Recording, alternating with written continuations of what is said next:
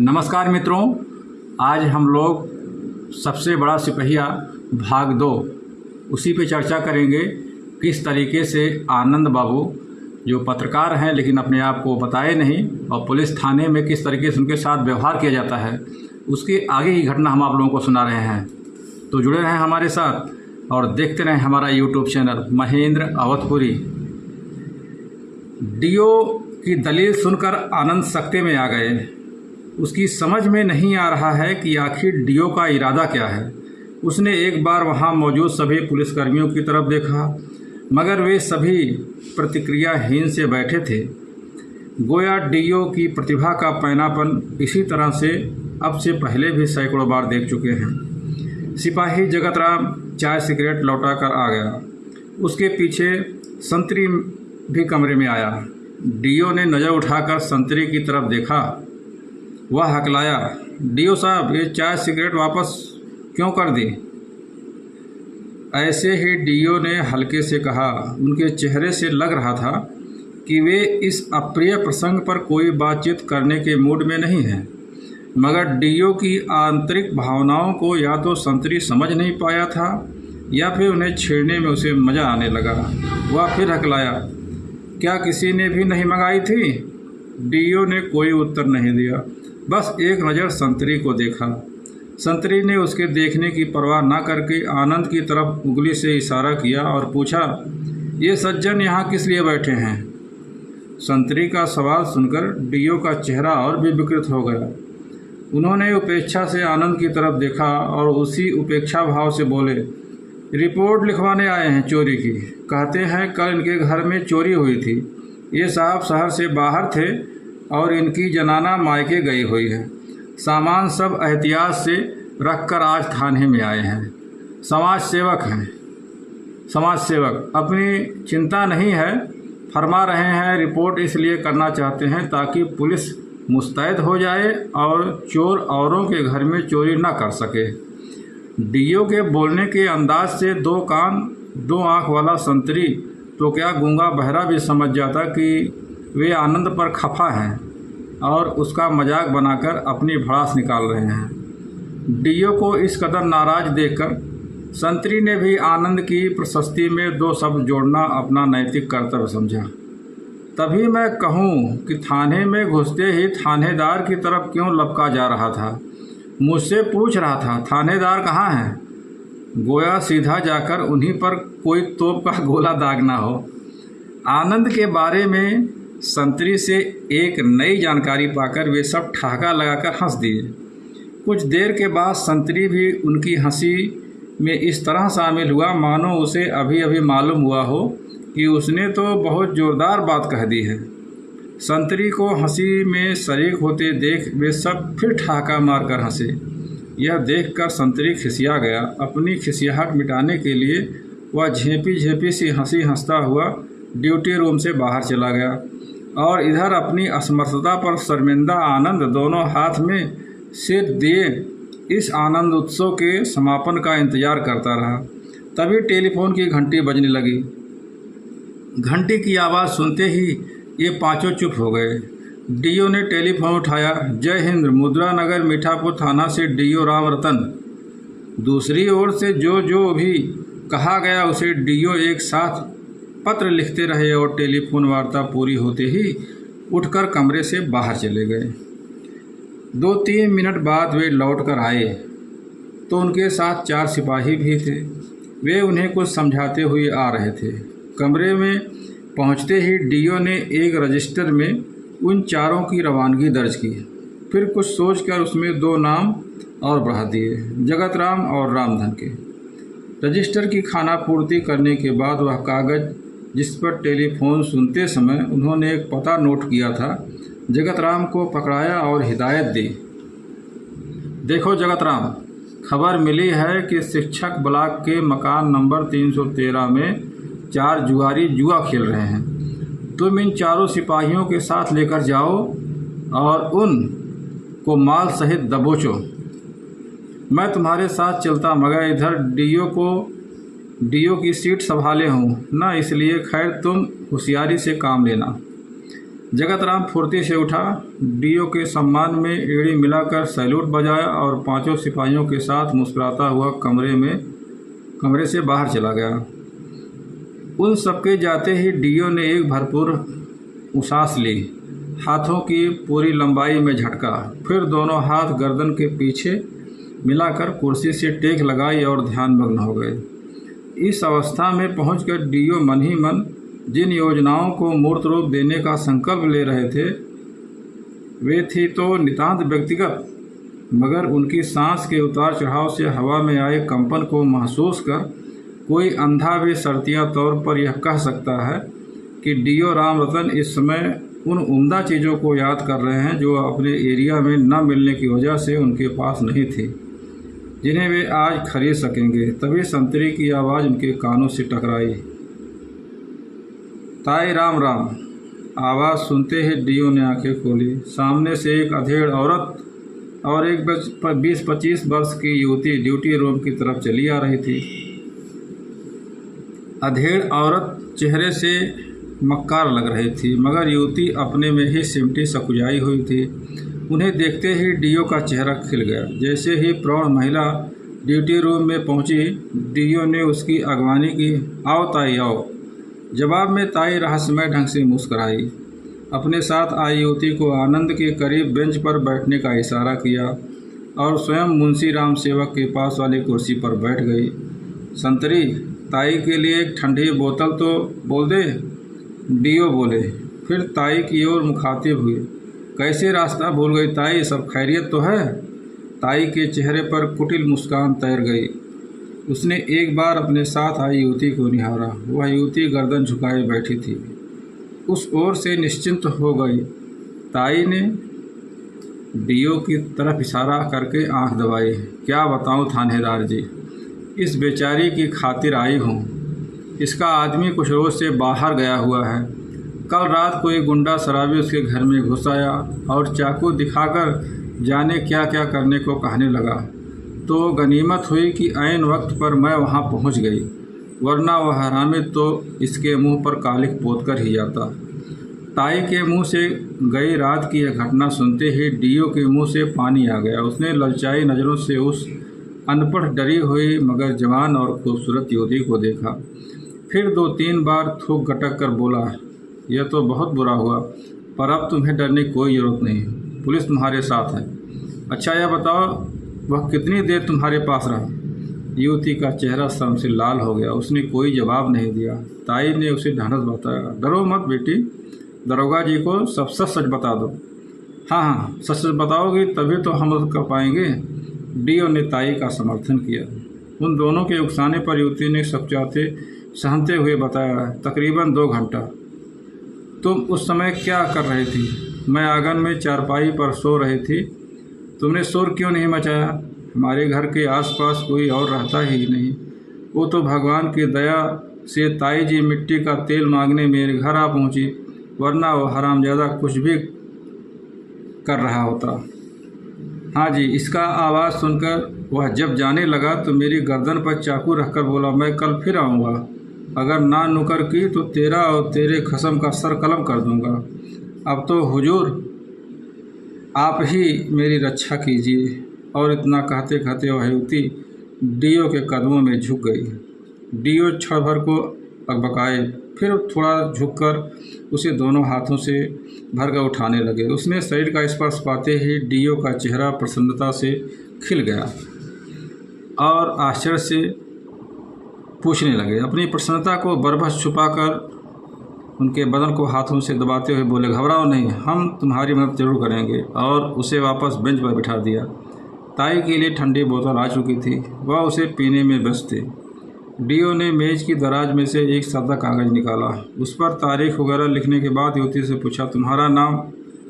युवती ने अपना नाम, फिर उम्र, फिर पति का नाम, पति का व्यवसाय, मकान मालिक का नाम, मकान नंबर, सब यथाक्रम बता दिया। यह सब लिखकर डीओ ने आनंद को बेंच पर से उठाया और युवती से बोला, अब तुम इस बेंच पर उसी तरह लेट जाओ जैसे कल रात अपने घर पे चारपाई पर लेटी थी, और तब बताओ कि उस कमीने हरामजादे ने कैसे और क्या छेड़छाड़ी किया तुम्हारे साथ। युवती क्षण भर की ठिठकी उसने ताई को देखा। ताई ने आंखों ही आंखों में हाँ कहा। तब लाचार होकर बहुत सहमते सकजाते हुए वह बेंच पर चित्त लेट गई। उसने लेटते ही वहाँ मौजूद सभी पुलिसकर्मी चौकन्ने हो गए। वे एकटक उसके उभारों सुगठे शरीर को आंखों ही आंखों में देखने लगे। अपनी तरफ उठी इतनी बेशर्म निगाहों से उस युवती को और बेसंकुचित कर दिया।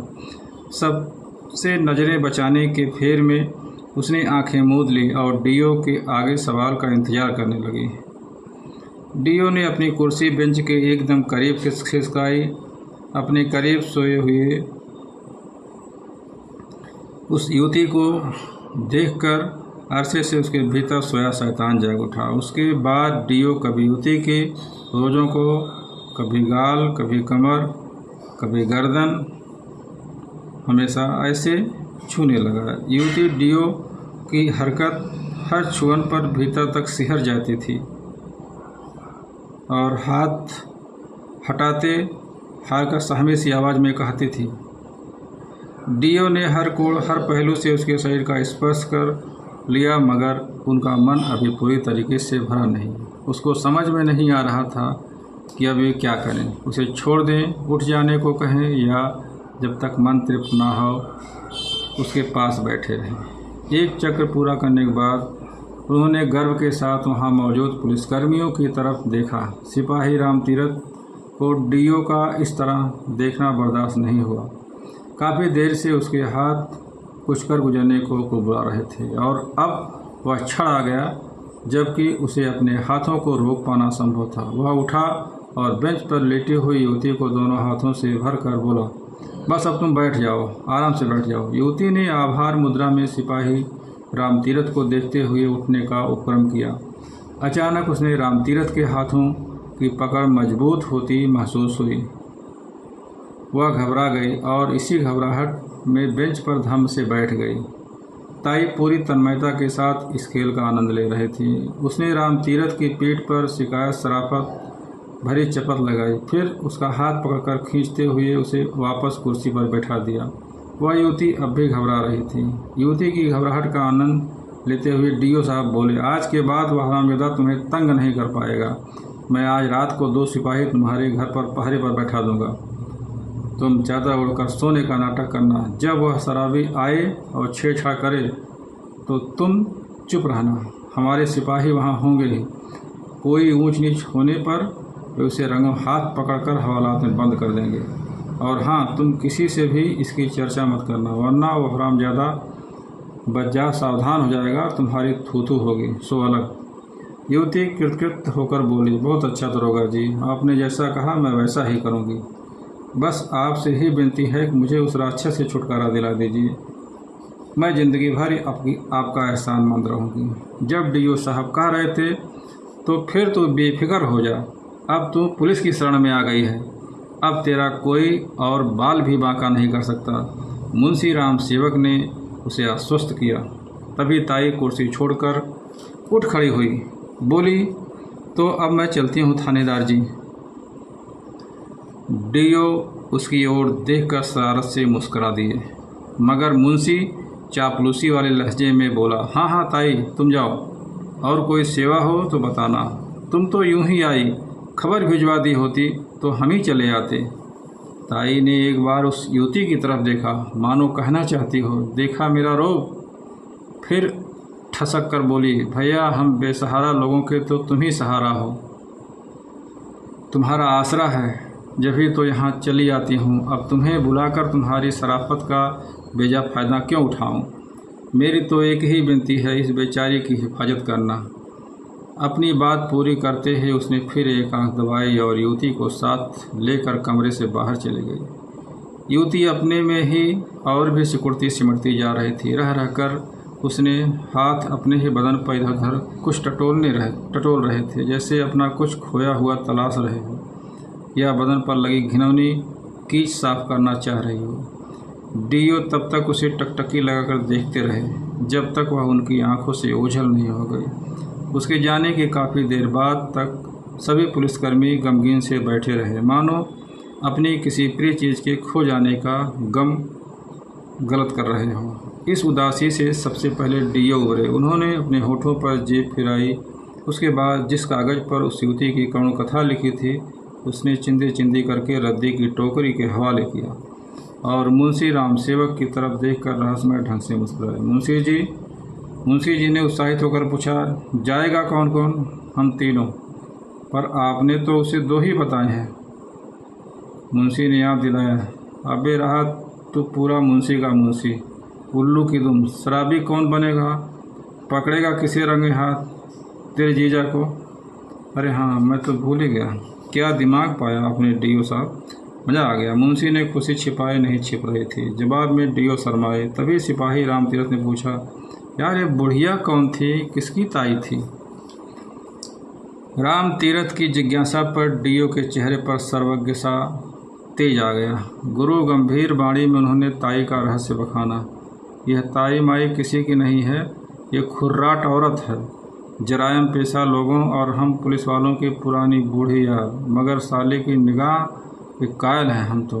अब बताओ, हमारा इलाका और हमें पता तक नहीं कि कैसा कैसा लावारिस पड़ा है यहाँ पर। यहाँ क्या चीज़ पेश की आज इसने। अब तो दिन के बाकी घंटे काटना भारी पड़ रहा। जी चाहता है साले अभी से जाके पड़ जाऊँ उधर। डीओ को रति बिलाप करता देख रामतीरथ ने कहा, मैं उस बुढ़िया के बारे में पूछ रहा था और तू है कि अलग ही खिस्सा ले बैठा।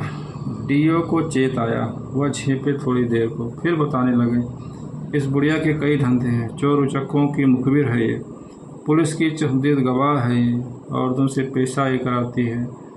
अब तुम्हें क्या क्या बताऊं, बस ये समझ लो कि ये हरदम काम करती है। जहाँ कहीं खूबसूरत मजबूर और दिखे उसे बहला कर, फुसला कर, डरा कर, धमका कर उसे धंधा कराने लगती है। अब आज वाली औरत को ही ले लो। यह बेचारी बुढ़िया की निगाह में चढ़ गई होगी। बुढ़िया ने ही किसी शराबी को भेजा होगा। एक मर्द से काबू में नहीं आए तो अब हमें न्योत गई कि आओ भोग लगाओ। उसके बाद क्या मजाल जो यह बुढ़िया के इशारे पर न उठे बैठे। अंग अंग इस जवानी फूटे। ताई का परिचय उसके बहाने अपने इरादे बताकर उस तथाकथित ताई के तथाकथित भतीजे डीओ राम रतन यादव अभी फिर से मीठे सपनों में खोने की तैयारी कर ही रहे। तभी एक वृद्ध सज्जन ड्यूटी रूम में आ पहुँचे। डीओ उनसे आने का कारण पूछे किससे पहले कि वे स्वयं बताने लगे, हुजूर अभी अभी जब मैं अपनी दुकान के बाहर आकर नाली के मुहाने पर बैठा पेशाब कर रहा, तभी एक उचक्का मेरी दुकान में घुसा और मेरा बटुआ उठाकर भाग खड़ा हुआ। उसमें 1800 रुपये थे। मैं पेशाब करके उसके पीछे भागा। मुझे पीछे आता देख वह एक खाली दुकान में घुस गया और भीतर से दुकान का दरवाज़ा बंद कर लिया। मैं वहां पहुंचकर दुकान को बाहर की सांकल लगा दी है और पड़ोस के दुकानदार से ताला लेकर उसमें ताला भी लगा दिया। तब भागा भागा सीधे आपके पास आया हूँ। मेहरबानी करके मेरे साथ 2 सिपाही भेज दीजिए।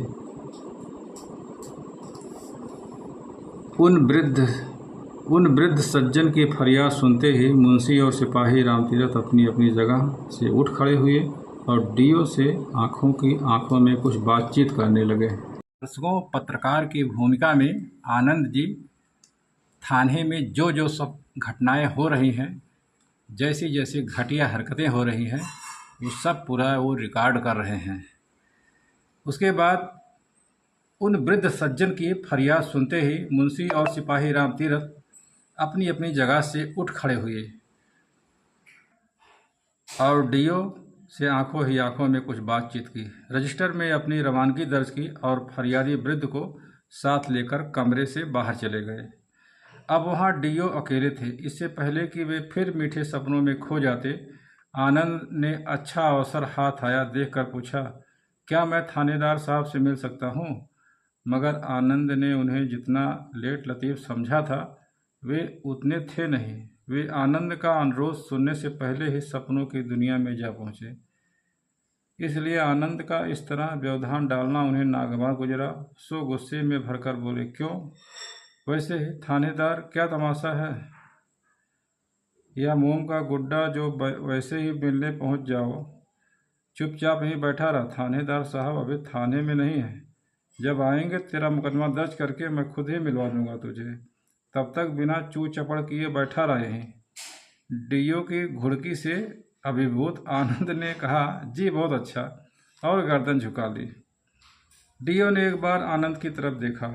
उसकी दयनीय हालत देखकर उसके चेहरे पर मृदु मुस्कान तैर गई। उसकी तरफ से ध्यान हटाकर उन्होंने कुर्सी से टेक लगाई, हाथ सिर के पीछे बांधे और ध्यानमग्न हो गए। तकरीबन 15 मिनट बाद वह वृद्ध सज्जन मुंशी रामसेवक सिपाही राम तीरथ अपने साथ एक गुंडा किस्म के आदमी को लेकर वापस थाने में आ गए।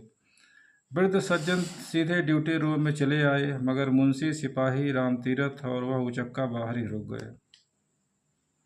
कमरे में पहुंचते ही वृद्ध सज्जन बोले, डीओ साहब, यह तो मेरी खुशकिस्मती रही जो आप ड्यूटी पर है, सो भी अफसर की सीट पर, वरना मैं तो समझ रहा था कि मेरी रकम हाथ से गई। प्रसन्नता के मारे उनके मुंह से शब्द तक ठीक से नहीं निकल पा रहे थे। वाणी से कहीं ज़्यादा आभार उनकी आंखें व्यक्त कर रही थी। इस प्रशस्त गान का डीओ की ध्यान मुद्रा पर कोई प्रभाव नहीं पड़ा। वे अभी भी पूर्वत योग निद्रा लेते रहे। बाहर मुंशी और सिपाही राम तीरथ उस चक्के से जाने किस विषय पर बहस कर रहे थे। विषय जो भी रहा हो, मगर ज़्यादा गूढ़ नहीं था, इसलिए थोड़ी ही देर की जद्दोजहद के बाद वे किसी नतीजे पर पहुंच गए। वे दरवाजे की ओट में गए। वहां पहुंचकर उचक्के ने अपनी पैंट में आगे की तरफ हाथ डाला और वहां रखी कोई चीज़ निकालकर मुंशी के हाथ में देकर बाहर की तरफ दौड़ पड़ा। मुंशी ने उस चीज़ को अपनी जेब के हवाले किया और पूरे मनोयोग से उचक्के का दौड़ना देखने लगे। इस बीच ड्यूटी रूम में मौन का साम्राज्य था। डीओ योग निद्रा में रहे और वह वृद्ध सज्जन आंखों में डीओ के प्रति ढेरों शुभकामनाएं लिए वहीं निहारते रहे। मौन के उस साम्राज्य को मुंशी राम सेवक ने आकर तोड़ा। ड्यूटी रूम में आते ही मुंशी ने रहस्योद्घाटन किया। उस आदमी के पास तो कुछ भी नहीं निकला। वह तो निहायत शरीफ आदमी था। आपको खामखा उस पर शक हुआ। अब आप अपनी दुकान में चोरी होने की रिपोर्ट लिखवा दीजिए, पुलिस जाकर मौका मुआयना कर लेगी। वृद्ध का चेहरा फपक पड़ गया। उन्हें हसरत भरी नज़र से तीनों की तरफ देखा, मगर तीनों में से किसी पर उनके देखने कोई असर नहीं पड़ा। आखिर उन्होंने पूछा, मगर वो उचक्का है कहाँ? मुंशी ने लापरवाही के साथ कहा, उसकी तलाशी लेकर हमने उसे छोड़ दिया है। वृद्ध सज्जन अवाक रह गए। यह जानकारी उन्हें और भी परेशानी में डालने वाली लगी। मुंशी की बात पर यकीन करने का मन नहीं हो रहा था उनका। क्या कहते हैं, छोड़ दिया है? मुंशी झुंझला गया। उसे लगा वह बूढ़ा उसके फैसले को चुनौती दे रहा है। उसने धमकाया, हाँ छोड़ दिया है, यकीनन छोड़ दिया है, और छोड़कर ठीक ही किया है। जब उसके पास कुछ था ही नहीं तो किस लिए रोक कर रखते? वृद्ध पर मुंशी की डांट का कोई असर नहीं पड़ा। वे अपने में ही खोए खोए से बोले, यह तो बुरा किया आपने। आप नहीं जानते, वह गुंडा रास्ते में मुझसे कह रहा था तुमने गलत आदमी से बैर मोल ले लिया है, और आप कहते हैं कि वह शरीफ था। इसका मतलब मैं दोनों तरफ से मारा गया। इधर रकम भी हाथ से जाती रही और उधर अब जान की भी खैर नहीं। इतना कहते कहते उस वृद्ध का चेहरा सफ़ेद पड़ गया। होंठ कांपने लगे। ऐसा लग रहा था कि वह अब यहीं ढेर हो जाएगा। मुंशी ने उन्हें ढांढस बताया, देखिए, पुलिस पर भरोसा रखिए। आप चोरी की रिपोर्ट तो लिखवाइए।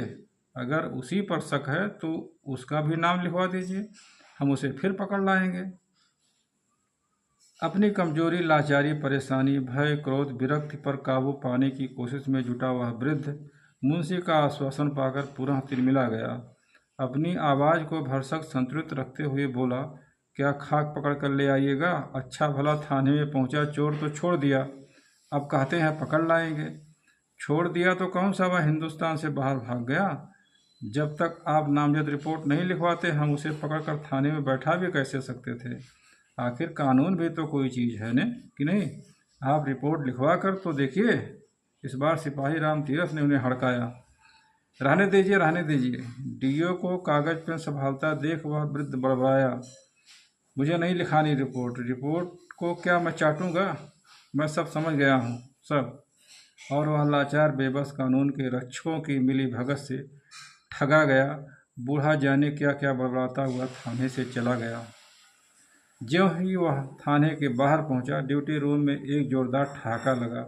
इसी ठहाके के बीच मुंशी राम सेवक ने अपनी जेब से एक बटुआ निकाला, उसमें से रुपए निकाल कर गिने, फिर 100-100 के 3 नोट डीओ के सामने रखे, 3 सिपाही राम तीरथ के सामने रखे और अपने हाथ में बचे शेष 3 दोनों को दिखाकर बटुआ सड़क की तरफ उछाल दिया। बटुआ सड़क के दूसरी छोर पर जमा पानी में समा गया। मुंशी लगातार उसी तरफ देख रहा था। अब निश्चित हो गया, अपने हाथ के नोट जेब में डालकर टिप्पणी की, साला पूरी चालू चीज था। ठीक, आधी रकम बटुए में छोड़ी, बाकी पता नहीं कहाँ घुसेड़ ली। मैंने 2 बार उसकी नंगा झोली ली, पर मुझे मिल के नहीं दी। मुंशी की सफलता या असफलता जाने किस पर डीओ और सिपाही राम तीरथ की ओर हंस गई। यह देखकर मुंशी खिसिया गया, मगर तभी डीओ ने एक और ठहाका उसे उबार दिया। फिर उन दोनों ने भी अपने अपने सामने रखी रकम अपनी जेब में रख ली। इस बंटवारे के बाद डीओ फिर रपट लिखने का नाटक करने की तैयारी में जुट गए। अचानक उन्हें याद आया, वे फुसफुसाए, अच्छा हुआ जो संतरिया घंटा भर से चाय वाले की दुकान में बतियाने में मस्त है, वरना एक हिस्सेदार। डीओ को अपना वाक्य अधूरा छोड़कर पड़ा, क्योंकि तभी टेलीफोन की घंटी बजने लगी। इस बार रिसीवर उठाया मुंशी ने। जय हिंद साहब, मीठापुर मुद्रा नगर थाना से मुंशी राम सेवक। दूसरी छोर की बात सुनकर मुंशी ने कागज पर एक पता नोट किया, फोन रखा, डीओ को बताया। मुद्रा नगर से फोन था, मकान नंबर J17 में चोरी की शराब की बोतल उतारी जा रही है, किसी पड़ोसी ने खबर दी है। अच्छा, डीओ ने आश्चर्य मिश्रित खुशी जाहिर की। फिर उसी तत्परता से सिपाही राम तीरथ को हिदायत दी, रेस्ट रूम में 2 सिपाही को बुला लाओ, जरा जल्दी आइयो। खबर सिपाही राम तीरथ तक पहुंची और फिर वह फुर्ती से उठा और बाहर जाते जाते बोला, बस यूँ समझो कि तीर की तरह गया और गोली की तरह आया। और सचमुच उसने ऐसा ही किया। 2 मिनट बाद ही 2 सिपाहियों के साथ वहां मौजूद था। डीओ ने स्वयं अपने हाथ में रजिस्टर उन लोगों की रवानगी दर्ज की और आवश्यक हिदायतें देकर मुहिम भेज दिया। उन्हें थाने के बाहर जाता हुआ देखकर डीओ अपने आप से बोला, चलो एक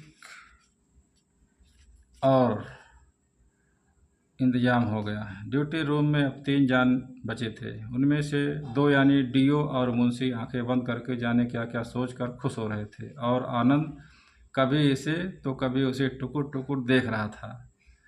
डीओ और मुंशी के मन में पक रही खिचड़ी अभी पूरी तरह तैयार भी नहीं हो पाई कि एक बच्ची के रोने की आवाज़ ने उनका ध्यान भंग कर दिया। डीओ ने आंखें खोली।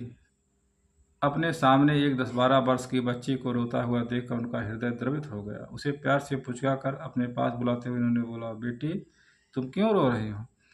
बच्ची और जोर से रोने लगी और रोते रोते ही बोली, थानेदार जी, हमारे पापा घर में नहीं है। हमारा पड़ोसी शराब पीकर घर आया और गंदी गंदी गालियां दे रहा है मम्मी को, आप चलकर उसे पीटिए। अरे इसमें रोने की क्या बात है? अच्छा आप चुप हो जाओ और अपना पता लिखवा दो, हम अभी 2 सिपाही भेज के उसे पकड़वाते हैं। डीओ की सहानुभूति पाकर बच्ची ने रोना बंद कर दिया। उसने झटपट अपने घर का पता बताया। डीओ ने पता एक कागज पर नोट किया और दरवाजे से बाहर देखने लगा, जहां से एक प्रौढ़ महिला लगभग दौड़ती हुई इसी ड्यूटी रूम की तरफ आ रही थी। जैसे ही वह महिला ड्यूटी रूम में पहुंची, डीओ उस बच्ची को फुसलाते हुए बोले, बेटी तुम अब घर जाओ, हम अभी सिपाही भेज रहे हैं। फिर उस प्रौढ़ महिला की ओर मुखातिब हुए, हाँ जी कहिए, आप किस लिए आई हैं? भैया हमारा एक किराएदार कई महीनों से किराया नहीं दे रहा है, आज हम मकान खाली करके जा रहा है, आप मेहरबानी करके उसे रोकिए और हमारा किराया वसूल करवा दीजिए। मतलब थाने में एक से एक समस्याएं आती रहती हैं। वह बच्ची अभी भी टस से मस नहीं हुई थी। डीओ ने महिला से कुछ न कहकर बच्ची की तरफ देखा। बच्ची सहम गई और भाग खड़ी हुई। डीओ मंद मंद मुस्कुराए, फिर महिला की ओर मुखातिब हुई, आप अपना पता लिखवा दीजिए और घर जाकर देखिए कि कहीं किराएदार आपका सामान भी तो नहीं समेटे ले जा रहा है। हम अभी 2 सिपाही यहाँ से रवाना करते हैं। महिला को डीओ की सलाह भली लगी। उसने तुरंत अपना पता लिखवाया और सिपाही जल्दी भेज देने का आग्रह करके बाहर चली गई। डीओ को संभवतः उम्मीद नहीं थी कि महिला उनके भुलावे में इतनी आसानी से आ जाएगी। फिर क्या हुआ, वे अपनी कामयाबी पर मुस्कराए। और फिर क्या हुआ, वे अपनी कामयाबी मुस्कुराए और महिला की हड़बड़ाहट भरी चाल को देखकर आनंदित होने लगे। थाने के बाहर पहुंचते ही हड़बड़ी में वह महिला सामने से आ रहे एक पुलिसकर्मी से टकरा गई। वे गुर्राए, ए बुढ़िया, आंखें नहीं है क्या तेरे?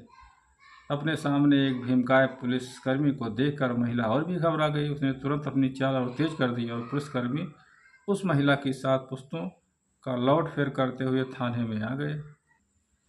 इस नए पुलिसकर्मी की आवाज़ कानों में पड़ते ही डीओ और मुंशी फिर उस अधूरी रपट पर झुक गए थे और पिछले लिख अंश को बिना दोहराए ही आगे लिखने लगे थे। नामांकित पुलिसकर्मी थे SI sub inspector Sevalal Sharma. जैसे ही वे ड्यूटी रूम में पहुंचे, डीओ और मुंशी ने रोज नामचा लिखना छोड़कर उनके सम्मान में सैल्यूट बजाया। एसआई सेवालाल शर्मा ने उनके सैल्यूट का जवाब देना गैर जरूरी समझा। वे उन दोनों को नज़रअंदाज कर कमरे में कुछ और ही तलाशने लगे। डीओ और मुंशी ने एक क्षण को बुरा समूह बनाया, फिर वापस रोज नामचे में जुट गए। इस तलाश अभियान में एसआई को इच्छित वस्तु तो नहीं मिली, अलबत्ता आनंद जरूर उसकी नज़र के दायरे में आ गया। उस सिर से पांव तक सरसरी निगाह देखकर उन्होंने अंदाज लगाना चाहा कि यह कौन हो सकता है, मगर उसके हुलिये से वे कुछ भी अनुमान नहीं लगा पाए। आखिर उन्होंने डीओ से पूछा, इसे किस लिए बैठा रखा है यहाँ? डीओ चूंकि एसआई के व्यवहार से रुष्ट हो चुके थे, इसलिए उन्होंने कोई जवाब नहीं दिए। वो पूरी तन्मयता के साथ उस रोजनामचे पर जुटे रहे। तब आनंद स्वयं ही बताया, मेरे मकान में चोरी हो गई है, उसकी रिपोर्ट दर्ज करवाने आया हूँ। डीओ के बदले आनंद का जवाब देना एसआई सेवालाल को अच्छा नहीं लगा। उन्होंने आनंद को घुड़का, हाँ, मुंह बंद करके बैठिए, जब पूछा जाए तभी बोलिएगा। एसआई द्वारा आनंद को डपटा जाना डीओ को अच्छा लगा। इसी खुशी में एसआई के प्रति अपने मनमुटाव को भुलाकर बोले, इनका कहना है कल इनके घर में चोरी हो गई, सब सामान सहेज कर आज थाने चले आए रिपोर्ट दर्ज करवाने। हालांकि एसआई सेवालाल को उनका सवाल का जवाब मिल गया था, मगर एक फरियादी के सामने उनके सवाल को नज़रअंदाज करके कि जो जुर्रत डीओ कर चुके थे उससे अभी भूले नहीं थे अपना हिसाब बराबर करने के। उन्होंने डीओ को हड़काया, तुम्हें इससे क्या लेना देना? यह आज आया है, तुम आज की तारीख में एफआईआर दर्ज करो, कल ना आने की वजह यह खुद ब खुद बता देगा। एसआई सेवालाल की इस बात से आनंद को काफ़ी राहत पहुंचाई। उसने सोचा, अब जरूर एफआईआर दर्ज कर ली जाएगी, यहाँ देर भले हो अंधेर नहीं है। तो ये हो गई बस। क्या था, अभी तुम क्या कर रहे हो? एसआई ने जिरह जारी रखते हुए डीओ को पूछा। बस वाली दुर्घटना का रोज नामचा लिख रहा हूँ। क्या? अपने माथे पर हाथ मार कर एसआई बोले, राम रतन, काहिली की भी हद होती है। मैं उस दुर्घटना का क्रियाक्रम करके डॉक्टर की रिपोर्ट लेकर एक बच्चे की लाश उसके बाप के हवाले करवा कर यहाँ लौट भी आया हूँ, और तुम इन 4-5 घंटे में रोज नामचा तक नहीं भर पाए। डीओ राम रतन एसआई सेवालाल की प्रतिक्रिया से बेहद प्रभावित हुए और इस प्रभाव से चलते रोजनामचे को लिखना बंद करके वे फिर लिख गए अंश को पढ़ने के लिए। एसआई की बात सुनकर मुंशी रामसेवक द्रवित हो गया। उसने डीओ का साथ न देकर एसआई सेवालाल से पूछा, क्या कह रहे हैं साहब, एक बच्चा मर गया? हाँ भाई रामसेवक, एसआई ने पुष्टि की और साथ ही भविष्यवाणी की, वो दूसरा भी जल्द मर जाएगा। रामसेवक और द्रवित हो गया, ये तो बुरा हुआ बेचारे बच्चे। एसआई सेवालाल ने उपेक्षा के साथ मुंशी को देखा, अरे काहे का बुरा हुआ, तू नहीं जानता ये साले सिविलियन कितने होते हैं? अब देखो, तुम तो जानते हो मैं सुबह से दौड़ धूप कर रहा हूँ, उधर अस्पताल में एक बच्चे की मौत क्या हो गई, उसका बाप लगा वहीं आए बाएं बकने, कहने लगा मेरे बच्चे की लाश मुझे दे दो, मैं अपने दूसरे बच्चे को भी मैं यहाँ से ले जाऊँगा, वरना तुम लोग उसे भी मार डालोगे। मैंने उसे बहुतेरा समझाया कि अभी फोटोग्राफर आएगा, वह दोनों की फ़ोटो खींचेगा, तब तक डॉक्टर अपनी रिपोर्ट दे देगा, उसके बाद तुम अपने बच्चे की लाश ले जा सकोगे और दूसरा बच्चा भी इस तरह कार्रवाई के बाद तुम्हें सौंपा जाएगा। पर उसके कान पर जूं तक नहीं रेंगी। वह तो लगा मुझे गालियां सुनाने, कहने लगा, हाँ हाँ मैं सब जानता हूँ, तुम तो चाहते हो कि मेरा दूसरा बच्चा भी मर जाए ताकि तगड़ा मामला बने और तुम ड्राइवर से अच्छी खासी रकम ऐंठ सको। अच्छा, ऐसा कहा उस हरामजादे ने? पुलिस के चरित्र पर आँच आती। देख, मुंशी राम सेवक ने बच्चों के प्रति जगी सहानुभूति को अपने से दूर झटक दिया। फिर क्या था, मैं भी अपनी सी पर आ गया। तू तो जानता ही है, जब मैं अपनी सी पर आ जाता हूँ तो किसी माई के लाल की नहीं सुनता, न आगा पीछा देखता हूँ। मैंने उस हरामजादे को चेतावनी दी। देख, तो जहाँ तक एक इंसान का सवाल है, मुझे तेरे बच्चों से पूरी हमदर्दी है, मगर जहाँ तक एक पुलिस अफसर का सवाल है, मुझे अपनी ड्यूटी से सरोकार है बस। और तू अच्छी तरह जानता है कि मैं एक पुलिस अफसर हूँ, इसलिए कान खोल कर सुन ले। अगर तूने अपनी औकात भूलकर टाँय टाँय की तो इसी जूते से मारूंगा, गिन भी नहीं पाएगा। बच्चे तैयार करने वाला हथियार उखाड़कर हाथ पर रख दूंगा, सो अलग, फिर ताउम्र चिरौरी करता रहेगा बच्चे जनाने का। बहुत सही कहा आपने, मुंशी ने यसाई की नैतिक बल देते हुए कहा। आप उस जनखा बना देते तभी उसे पता चलता पुलिस के चूर चपड़ करने का अंजाम क्या होता है। मुंशी की उत्सुकता चरम पर आप पहुंची, इसलिए भी बात नहीं समाप्त कर पूछा, फिर क्या था? मेरा इतना कहा था कि साला भाग लिया दुम दबाकर। इतना कहकर यसाई सेवालाल मौन हो गए। मुंशी ने आशंका व्यक्त की, कहीं वह साहब थानेदार के पास तो नहीं आया? यसाई सेवालाल ने मुंशी की पीठ पर एक धौल जमा कर उसे शाबाशी दी और रहस्यमय ढंग से मुस्कुराकर बोले, अरे यार, जब वह वहाँ से भागा तो मुझे भी शक हुआ कि न हो वह साला थानेदार के पास जरूर जाएगा, इसीलिए मैंने तभी फ़ोन घुमाया। इसी राम रतन ने तो उठाया था। बताया नहीं तुझे? खैर, मेरे साहब से बातचीत हो गई, मैंने साहब को सब सच बता दिया। साहब बोले, जो किया सो ठीक किया, पर तूने उसे 2 जूते क्यों नहीं मारे? फिर तो जो होता मैं देख लेता। उसके बाद साहब ने मुझे वहाँ वापस लौट आने का हुक्म दिया, इसलिए मैं यहाँ चला आया।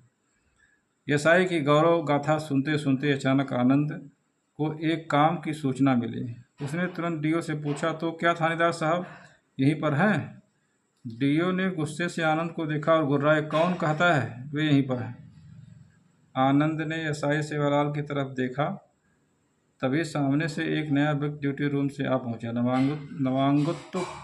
नव आगंतुक ने सफ़ेद कमीज और काले रंग की पैंट पहन रखी थी। आनंद ने अनुमान लगाया कोई मुझसे सा विवश आ पहुंचा, लेकिन उसका अनुमान गलत निकला।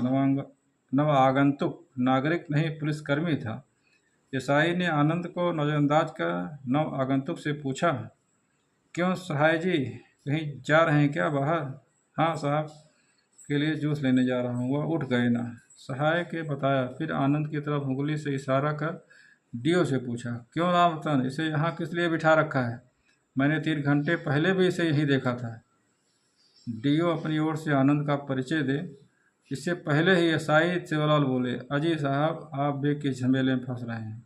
आप जानते नहीं, हेड कांस्टेबल और इमरजेंसी डीओ राम रतन यादव अभी एक दुर्घटना का रोजनामचा भर रहे हैं। अजी, इनका काम कोई आपकी तरह थोड़ी बहुत सीआईडी करने का, हमारी तरह मौका वारदात की तफ्तीश करने जैसा छोटा मोटा थोड़े ही है। इन्हें आज रोजनामचा और प्रथम सूचना रिपोर्ट दर्ज करनी पड़ रही है, और इस भारी भरकम काम में 10-20 घंटे लगना तो मामूली बात है। ऐसे में अब इस बेचारे की रिपोर्ट तो लगता है कोई दूसरा डीओ आकर लिखेगा। अपनी बात पूरी कर यसाई खुद की खिसियानी हंसी हंस दिए। सहाय डीओ की तरफ से इतना कसीदा सुनने के बाद मूड में नहीं थे। वे प्रतिक्रियाहीन से बाहर जाने लगे। यसाई ने बाहर जाते सहाय की पीठ पर हाथ रखा और यूं ही हंसते हंसते चहकते उसके साथ बाहर चले गए। तो ये हो गया आज का भाग 2। भाग 3 के लिए हम फिर आपसे मुलाकात करेंगे। जुड़े रहें हमारे साथ और देखते रहें हमारा यूट्यूब चैनल महेंद्र अवधपुरी। बहुत बहुत धन्यवाद। Thank you so much.